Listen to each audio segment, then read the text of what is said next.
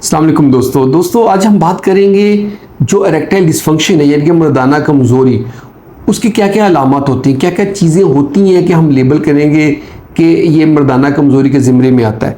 जैसे अगर किसी बंदे की जो जिनसी ख्वाहिश है वो कम हो जाती है, या फिर उसकी सख्ती जो कम हो जाती है, या उसका जो टाइमिंग है वो कम हो जाती है, और या फिर टाइमिंग बहुत ज़्यादा बढ़ जाती है। इसके अलावा या उनके बिल्कुल डिस्चार्ज ना हो, या फिर उनकी जो है सख्ती वो कम हो जाए, ये सारी चीज़ें इनमें से कोई चीज़ भी हो तो हम इसको इरेक्टाइल डिस्फंक्शन यानी कि जो मर्दाना कमज़ोरी के ज़ुमरे में लेके आते हैं उसकी अलामत है।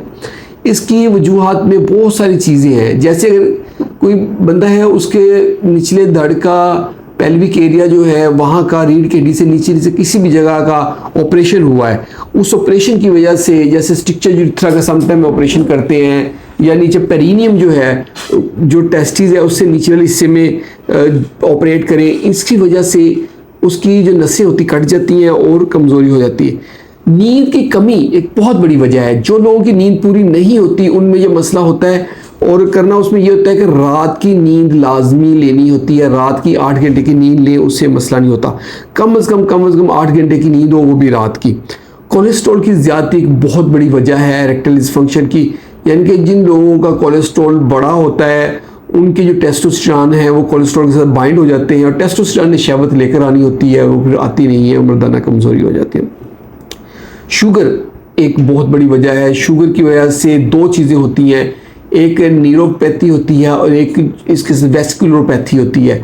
ये दोनों चीज़ें ही जो है ना मर्दाना कमज़ोरी का बायस बनती हैं। ब्लड प्रेशर भी सेम यही कुछ करता है। ब्लड प्रेशर की वजह से जो वेसल्स हैं उनमें ब्लड का फ्लो ज़्यादा होता है और कैपिलरीज में फ्लो उस तरह नहीं पहुंचता, यानी कि जो छोटी छोटी वेसल्स होती है उसमें फ्लो नहीं पहुंचता, जिसकी वजह से ये प्रॉब्लम लाहक हो जाता है।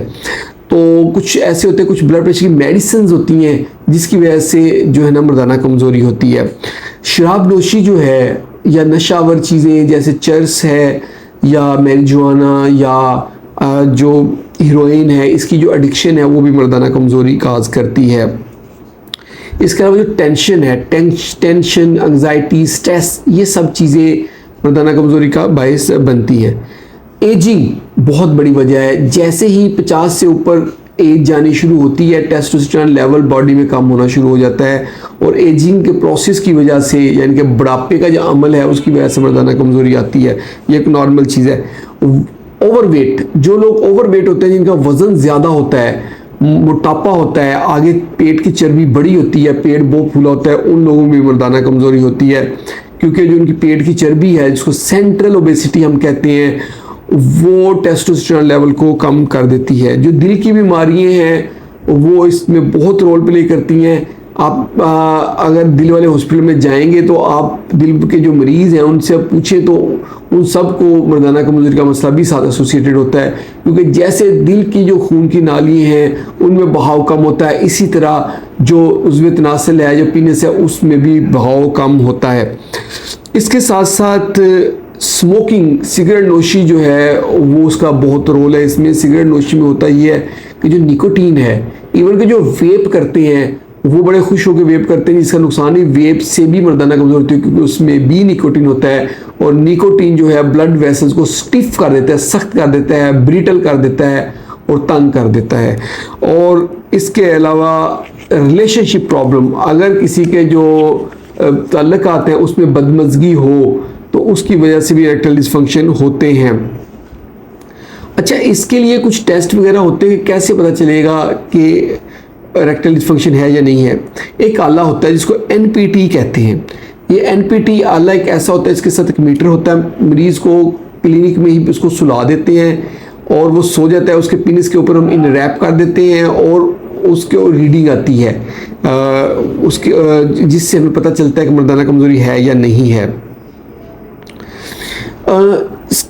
इससे कॉम्प्लिकेशंस क्या होती है? इसकी कॉम्प्लिकेशन ये होती है कि तल्लकात की ख़राबी होती है, रिलेशनशिप प्रॉब्लम्स, शर्मिंदगी और एतमाद की कमी होती है। बंदा अपने सेल्फ गिल्ट एक फील करता है, अपने अंदर अपने आप को बीमार महसूस करता है, और एतमाद बहुत कम हो जाता है। पेशेंट जो है ना सेल्फ कॉन्फिडेंस बहुत लो हो जाता है।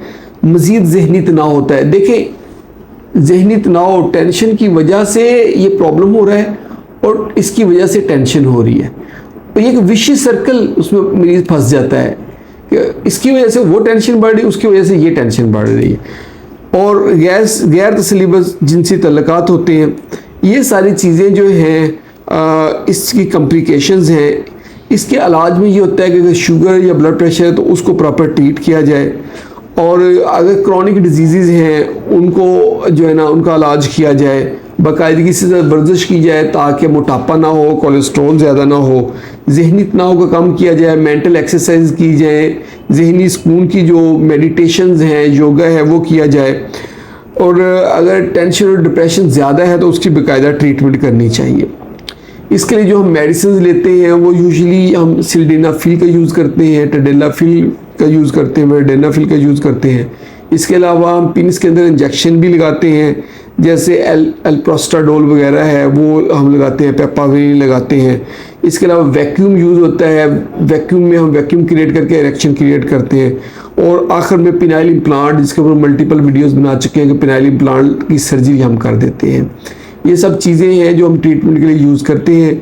अगर आपने मज़ीद कुछ पूछना है तो आप हमारे कमेंट सेक्शन में पूछें, और आप अगर आप वीडियो को लाइक करते हैं तो इसको लाइक कर दें, अगर लाइक करते हैं लाइक का बटन दबाएं और इसको शेयर करें अपने दोस्तों के साथ जो अपनी सेहत का ख्याल रखते हैं, और हमारे चैनल को जल्दी से सब्सक्राइब कर दें ताकि आपको हेल्थ से रिलेटेड अच्छी अच्छी वीडियोज़ मिलती रहें। बहुत बहुत शुक्रिया।